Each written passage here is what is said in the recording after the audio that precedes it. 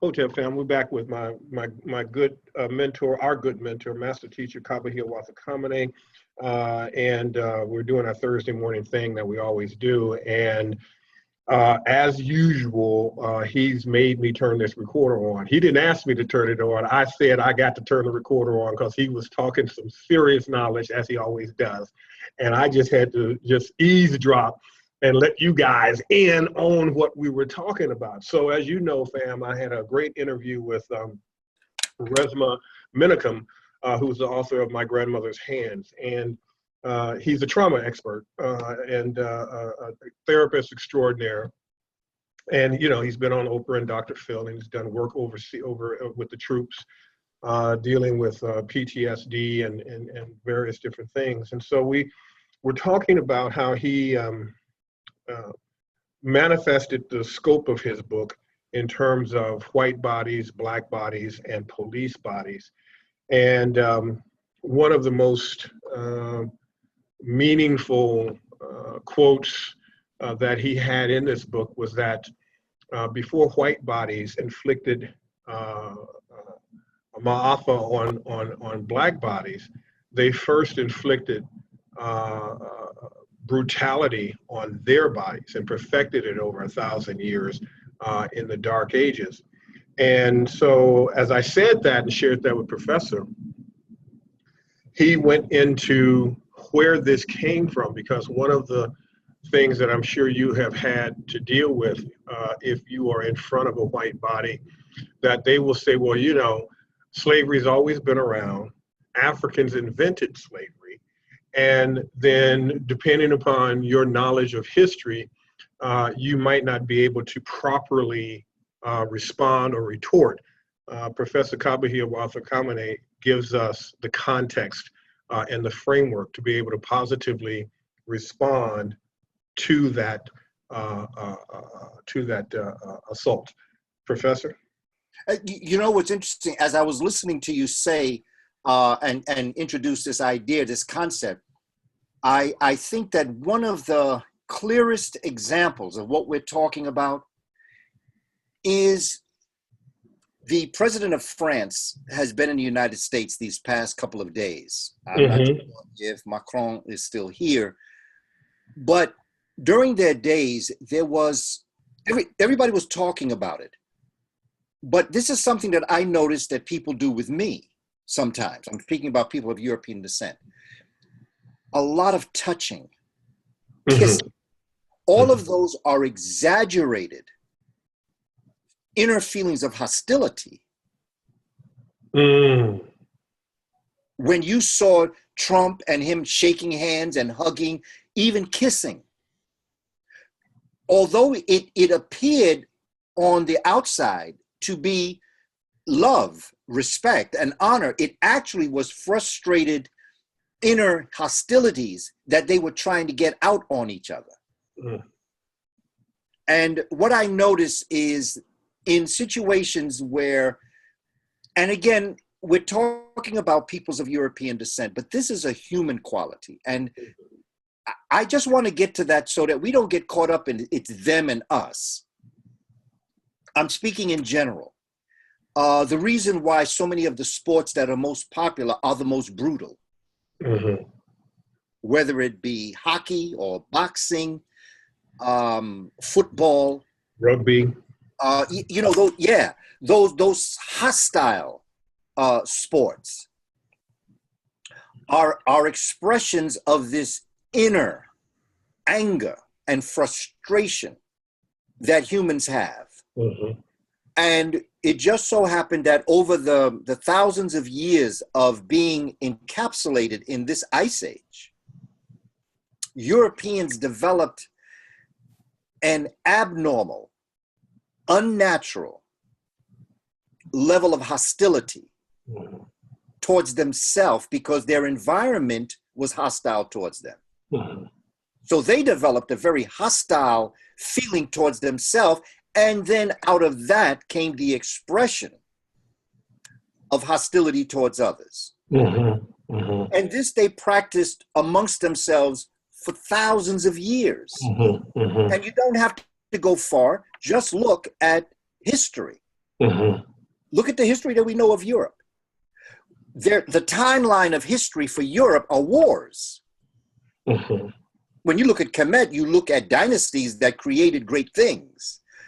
Mm-hmm. When you look at Africa, Mali, Ghana, Mali, Songhai, you're looking at kingdoms that developed themselves. Yes, they overtook the nation state that preceded them, but they implanted a higher level of consciousness and thought that improved the society.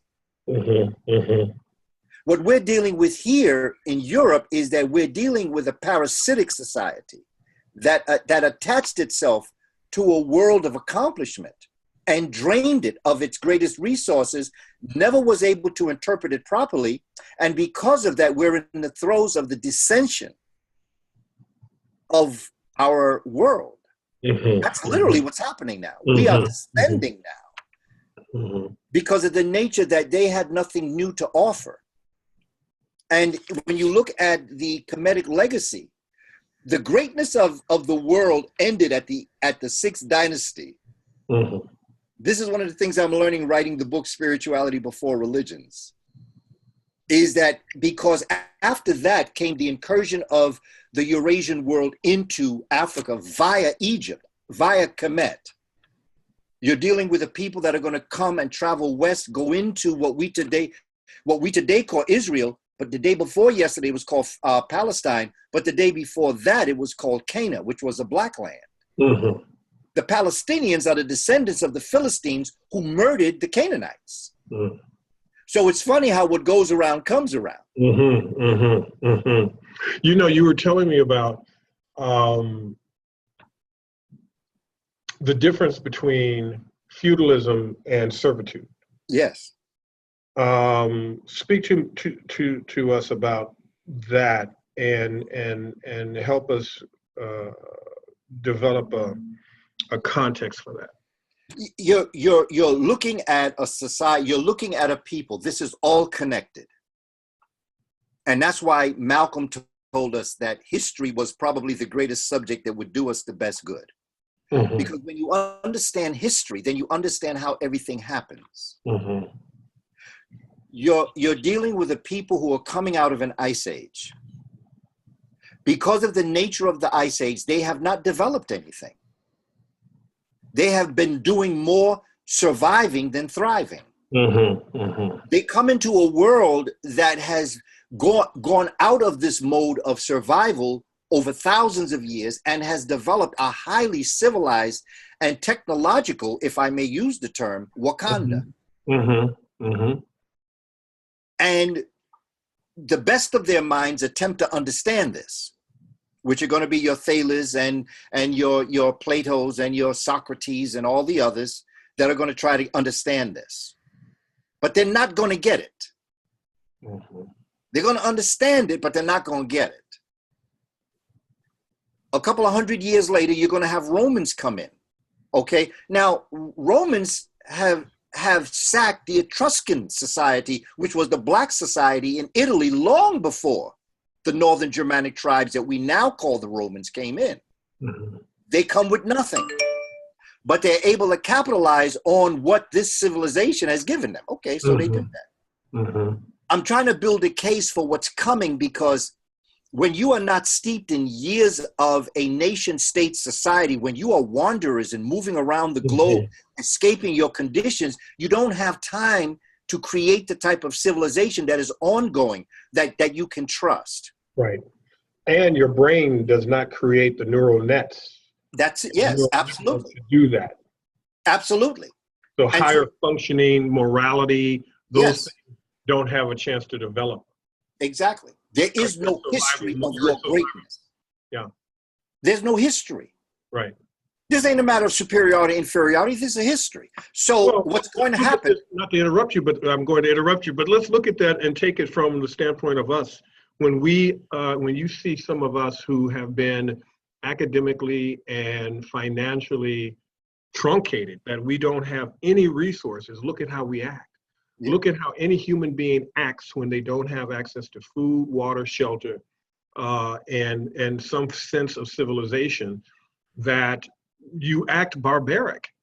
And we do this to ourselves because of what has been inflicted upon us.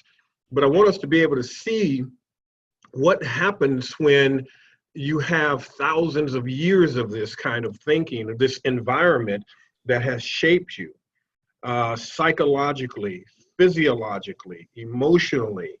If I could go as far as to say spiritually, even though there is no spirit or sense of God in that situation, we see how that hurt people or traumatized people hurt and traumatize people.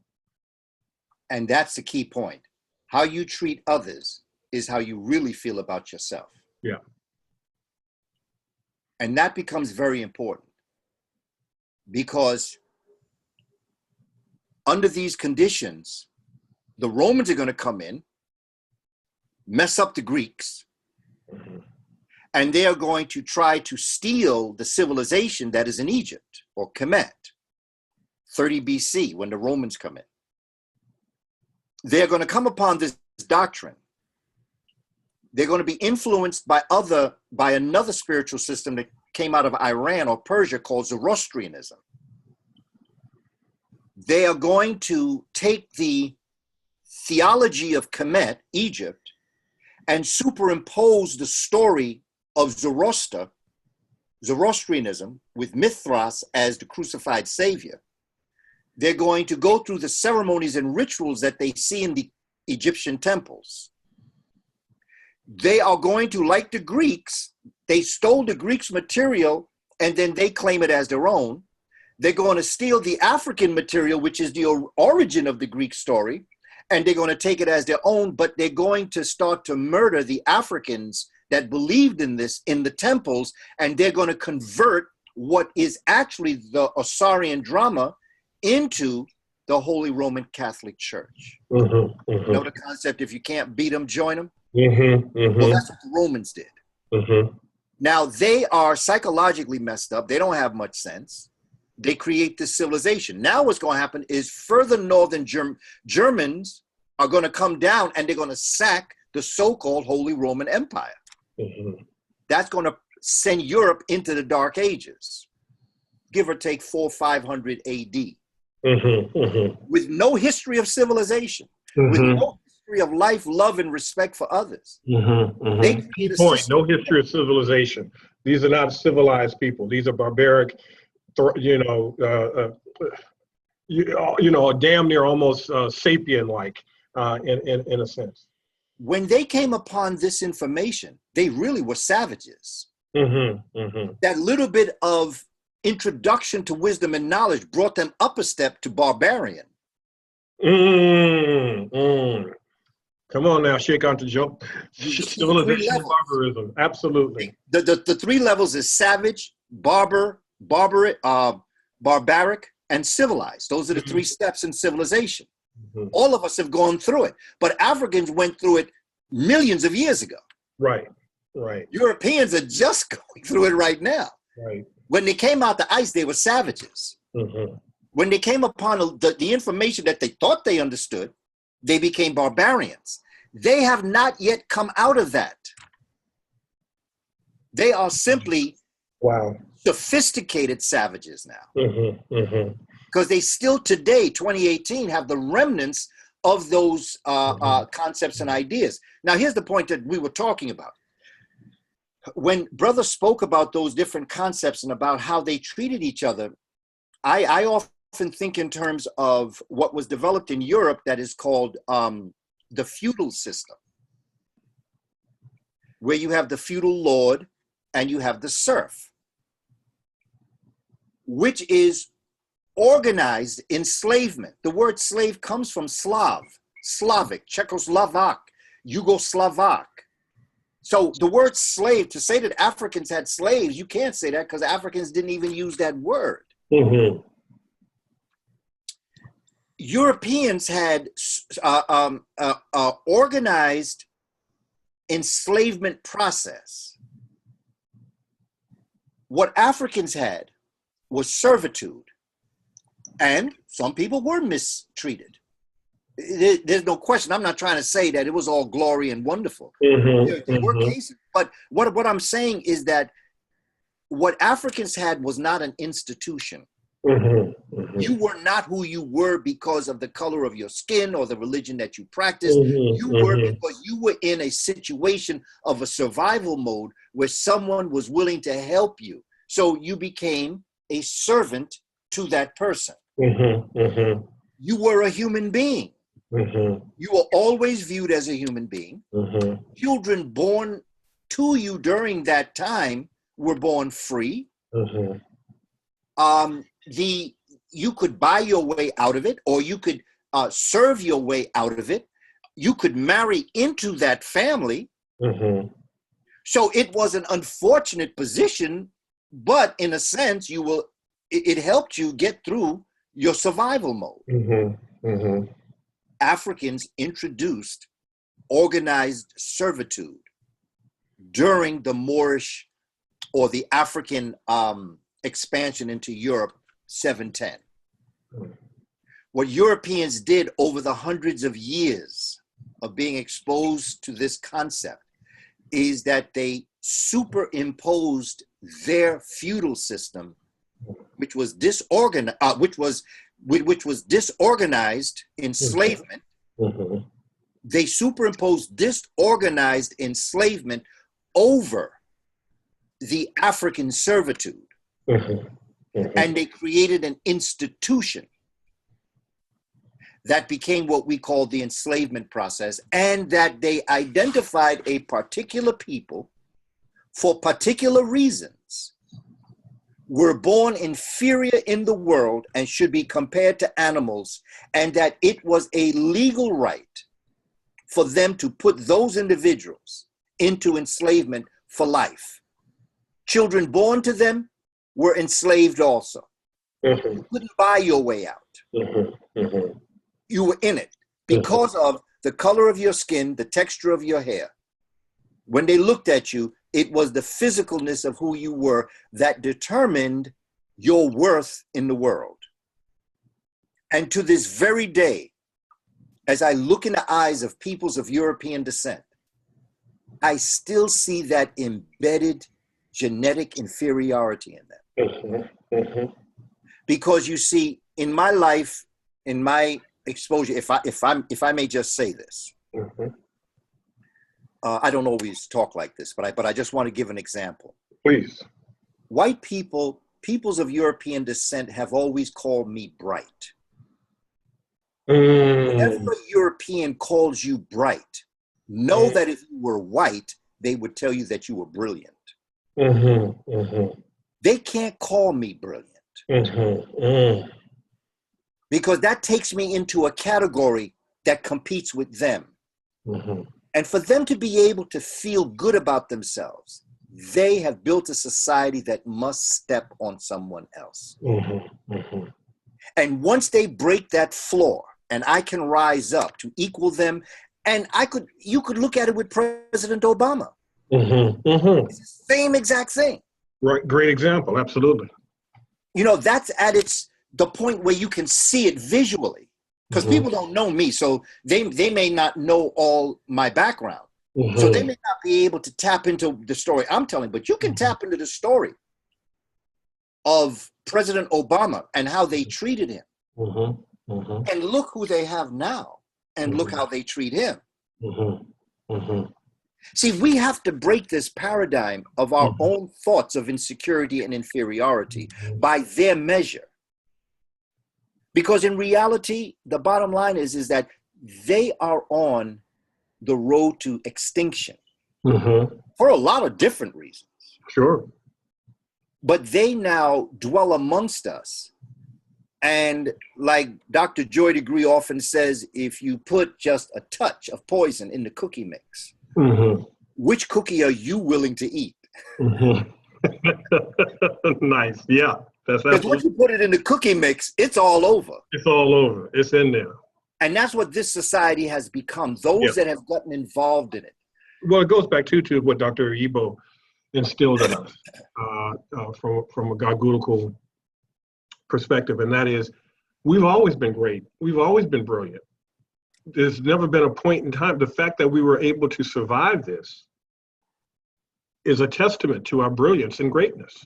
Absolutely. They could not. You remember I told you, Dr. Badalora, we're getting ready to do a series of shows on, you know, those trauma, those white or European trauma bodies coming to this continent, and what they did first to those white bodies. They enslaved them. They did chattel slavery was well in place, but they were selling white men, women, and children on auction blocks. And there's photos in history to demonstrate that this was perfected by them, and this psychopathy, this sociopathy that is within them that they perfected um, uh, uh, uh, during the Dark Ages and as a result of the Ice Age. And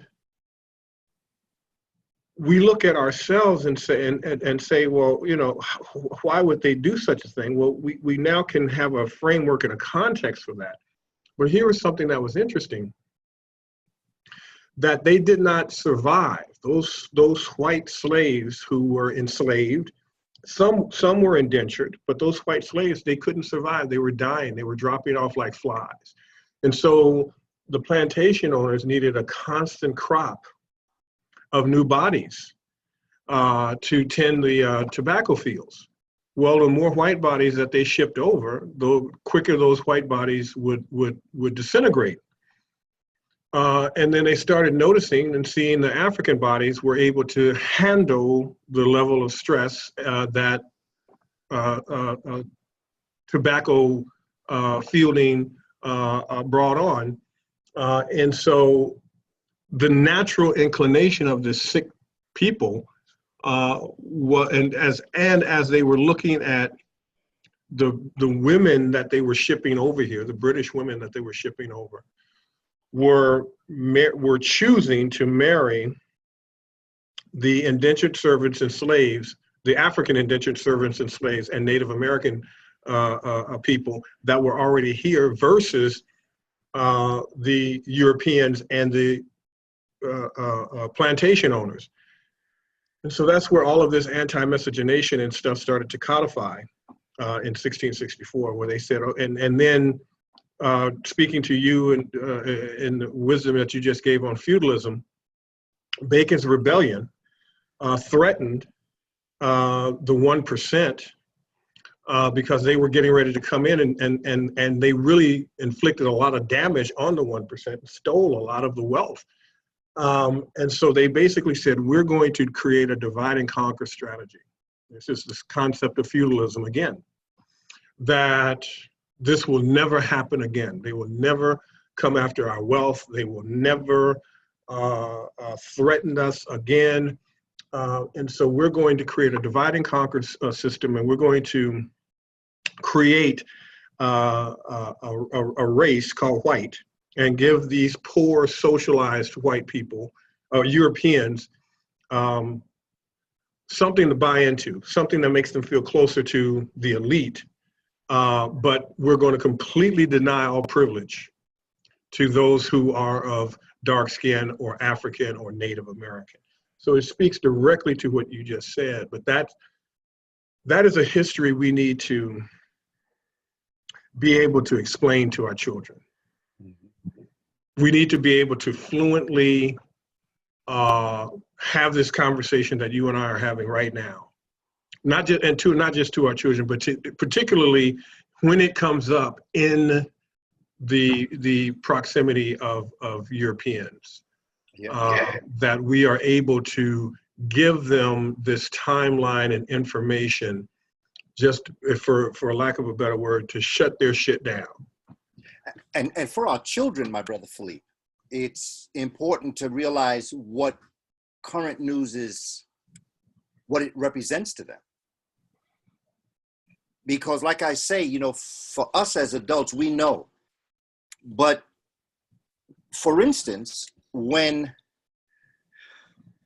a child is watching 3 adult European male police beating on a black woman, no matter what the background of the story is, that child sees their mother getting Mm-hmm.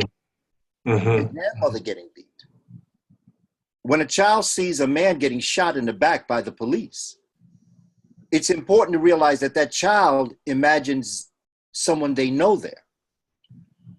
These are recurring visuals. And because I was around children for so long, and because I had them in school, many of my conversations with children and the way in which they saw me as their father in school, they spoke to me as if I were their father. Mm-hmm. Mm-hmm. They asked questions of me like I was their father. So I'm coming to the community with the knowledge, because not all families realize that teachers are with children sometimes longer than parents are. Mm-hmm. Mm-hmm. Mm-hmm. I was with children, particularly when I was a early childhood teacher, I was with them for 6 hours a day, straight, Mm-hmm. straight 6 hours. Mm-hmm. That's longer than most parents are with their children, Mm-hmm. for the Mm-hmm. most part. Mm-hmm. Good point. And so the relationship that I created with students over 40 years now has been, and I've taught every grade, so I have a sense of the impact that this has on children on every age, from pre-kindergarten straight through college. And then, of course, the community, but I'm speaking of children right now. So we have to understand that built into this, there is a daily conversation about the President of the United States. Mm-hmm. The entire world is talking about the President of the United States every day. Mm-hmm. Mm-hmm. I have never experienced this in all of my life, Mm-hmm. that he was the main topic every single day. He is like the incorrigible child that the family, oh, what did he do today? Mm-hmm. Mm-hmm. Absolutely. Absolutely. And we look at Bush, uh, we look at Nixon, and we say they ain't shit. Yeah. I mean, that's please. We thought that was a bad example of presidency and humanity. And we look at this guy that's in right now, and it's like, I don't know if it was Chris Rock or somebody, but one of the comedians was talking about, you've got to be bad. You got to really be really bad when white people, who voted you in don't even like you. When they begin to turn against you, and it's like, you're just embarrassing us, all white people. I mean, it's fucked up. It's crazy. Mm-hmm. I've never seen anything like this in my life. But what was so fascinating, and you've talked about this before, is it's the contrast. It's like the night and day difference between an Obama and a Trump.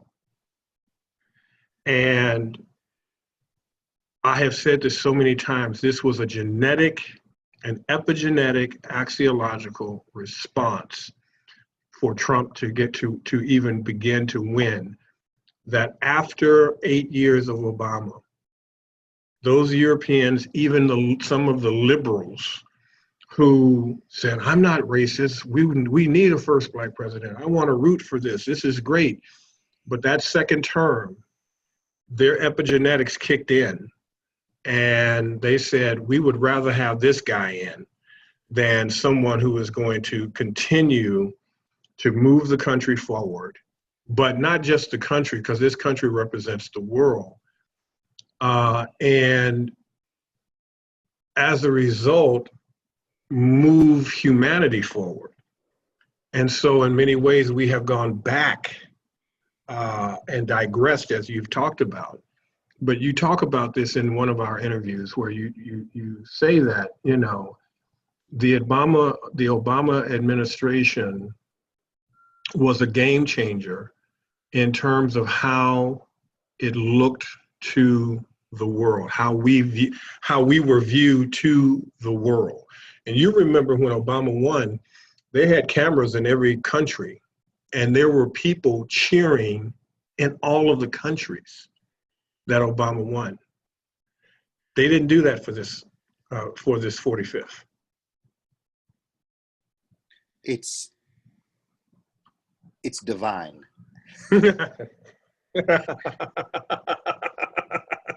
That's all I can say. You know, we talk frequently of the pyramids to the plantation to the project to the promised land. Well, in a way, this is another soliloquy. We went from President Bush, who brought the country to near economic extinction in 2008. You had this black man raise the nation for 8 years. He raised the nation to a level that the world believed that there was hope. There was hope. Okay. And he represented that quality of humanity. He sat on the apex, on the hill that had been built by the Black Panther Party, Malcolm X, Martin Luther King, Fannie Lou Hamer, Shirley Chisholm, Martin Delany, Frederick Douglass, Booker T. Washington. He was the end result of all of the, he was, we shall overcome personified. And the world looked at this. There was a city in Japan that erupted when he won. And the name of the city is called Obama, Japan. That's right. That's right. London, France, and Paris, France. Look it up. In Africa. Yep. I've got a DVD.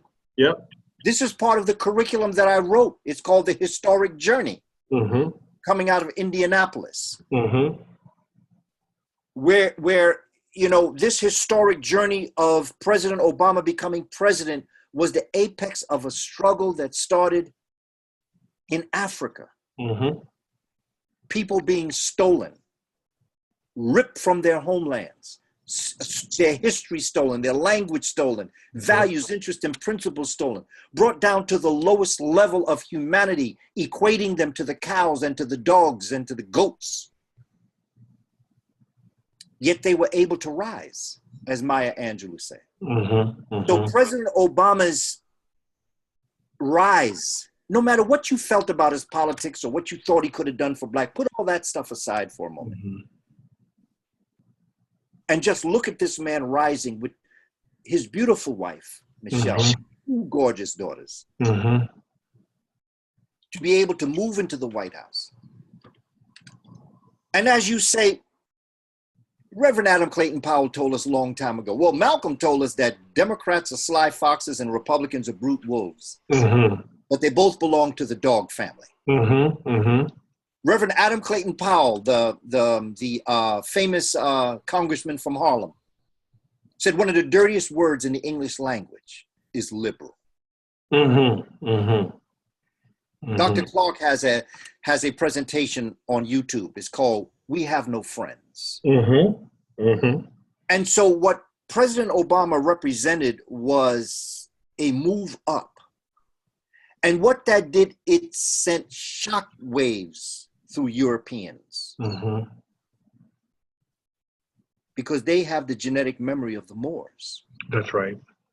They have the genetic memory of what happens when Black people rise up out and do what they do. They remember that we taught them everything they really don't know. That's right.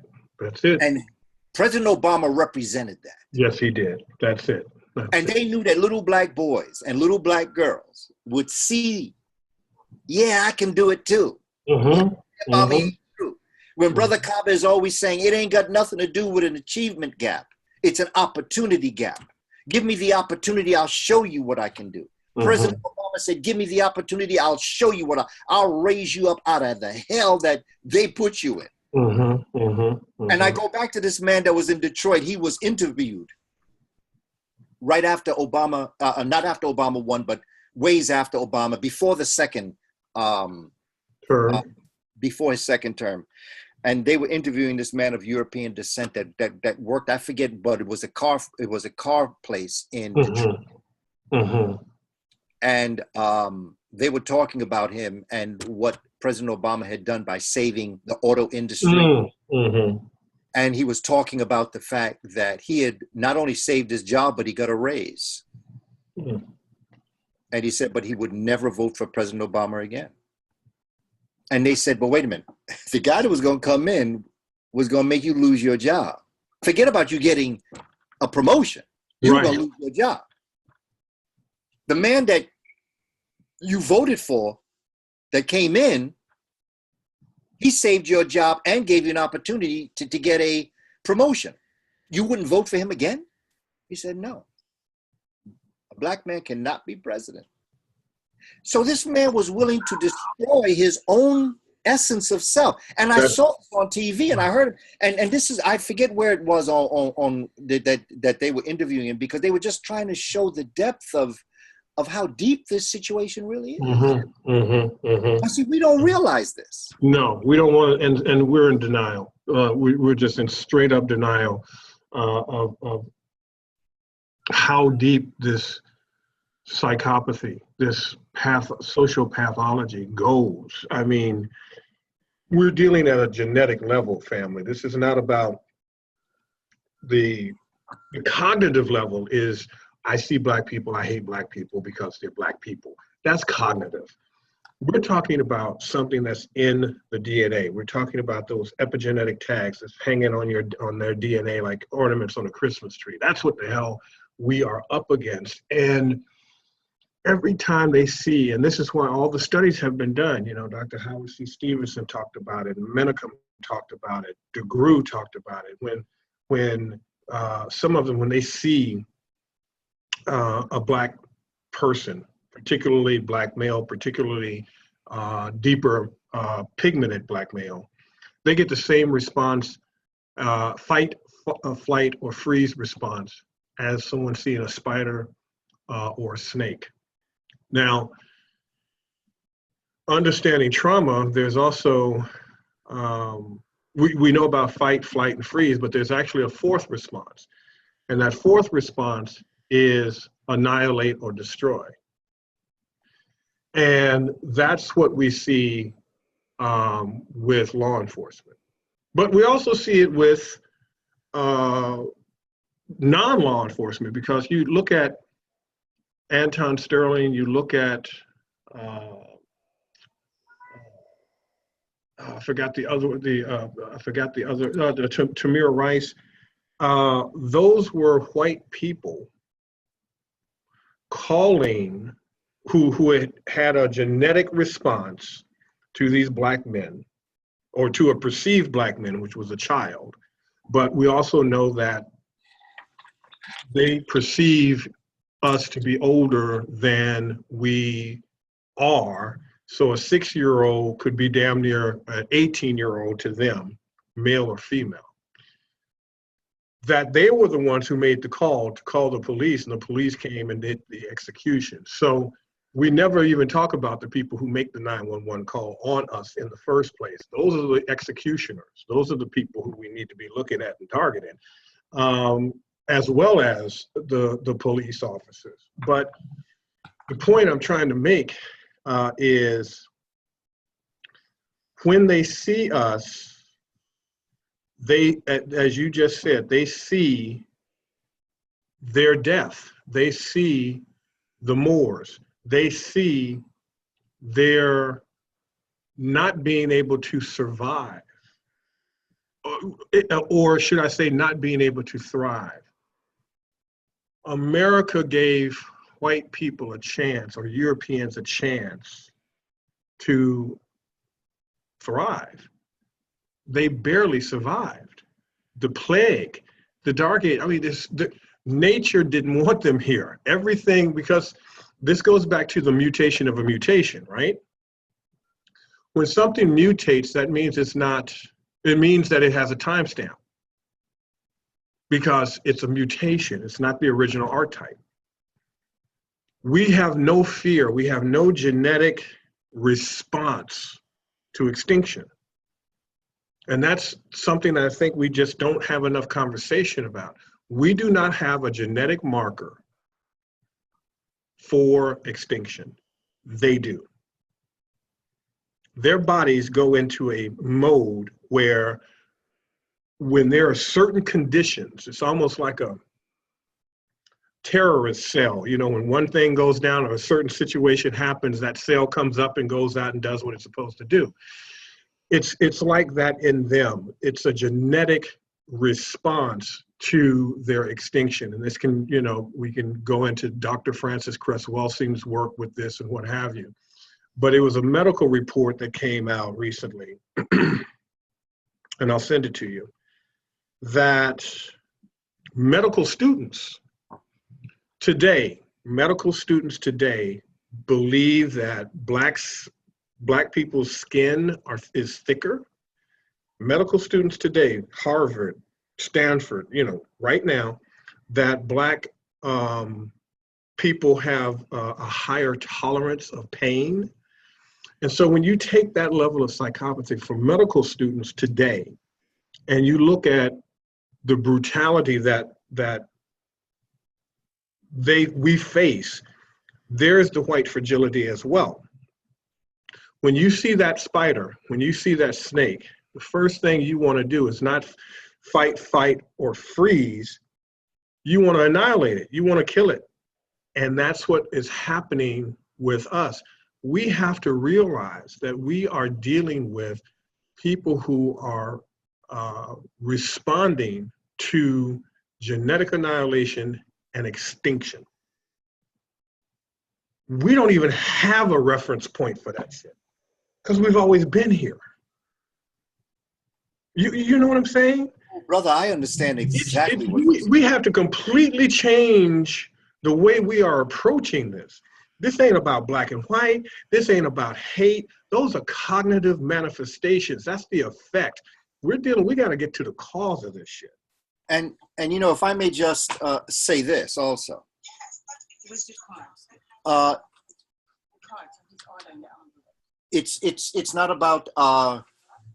It's not about praying in church either. No. You see, that's not going to save anything. That'll send you closer to death than anything. Well, I understand and respect, Sherry. You know, I understand and respect what the church does, what it represents. And in a world, in a more perfect world, there is a place for that. But in the world that we're living in right now, this is not the place for it. And one of the things that we have to deal with is the fact that it's we're facing certain situations now that are coming to a head.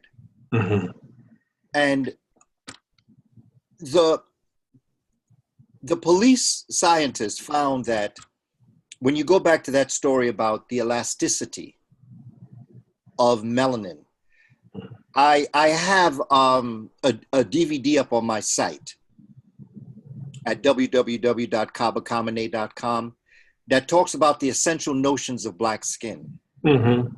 And I tell the story about the man that was a cosmetologist and the black models from France and places like that, the French-speaking Caribbean were coming now and they were getting into modeling. And so he did a study of what melanin is, and there are pictures of what melanin looks like. And here's an example of how to test it. You put your hand to your skin like this, right? And you remove it. A lot of times there's a little circle where your finger was. In black people, the elasticity and the role that melanin plays in the skin makes that mark go away in a matter of moments, minutes, things like that. Sometimes you go to sleep and you lay on something, and when you wake up, you have the images on your skin. By the time you finish your morning ritual, cleaning and eating or whatever you do, it's gone. In peoples of European descent, that mark stays for hours because the skin doesn't have the elasticity. What they found is that the skin, it's not that it's hard, it's that melanin plays a role of elasticity. It can bounce back. There's a fluidity to the skin that melanin brings.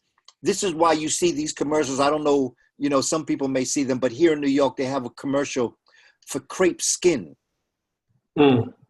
You see, and they say, well, why is it called crepe skin? And then they show you what crepe paper looks like. Mm. Mm-hmm. And then they show you the skin. Mm-hmm. Mm-hmm. Black folk don't get that. Mm-mm. Mm-mm. Okay, black don't crack. Mm-hmm. Now, we say that, we laugh about it, but when you study the science of melanin, then you understand. The police have to invent a new bullet to be able to penetrate black skin. Mm-hmm. Mm-hmm. They literally have to find a new way. The dynamics of the bullet would hit black people, but they could keep on moving. Mm-hmm. Mm-hmm. So they have to find, and this is the science behind weaponry. Mm-hmm. Mm-hmm. Because of the nature of the elasticity and what melanin, the role that melanin plays in the body. But not just that. What they're also beginning to find is that many of the biological and many of the other warfare things are not hurting black people. In fact, there is a show on TV that talks about this. And I'm hoping black folk are getting, for those that watch it, it's called Black Lightning. Mm-hmm. I haven't watched the show. I know of it. Okay, now that's that story. They had a government agency come in because black folk were rising up. So they brought in a drug to make them docile. Mm. But while it in the beginning killed some, it gave others superpowers. Mm. And that's a very, you know, and like I'm looking at Black Panther, I'm looking at Black Lightning, I'm looking at all the undercurrent stories that are being told to us. Luke Cage. Mm-hmm. All of those. Mm-hmm. And I'm saying to us as a people, do we really analyze these stories to understand? I understand the concept. They say, well, you know, they're not going to give you nothing. They're not going to.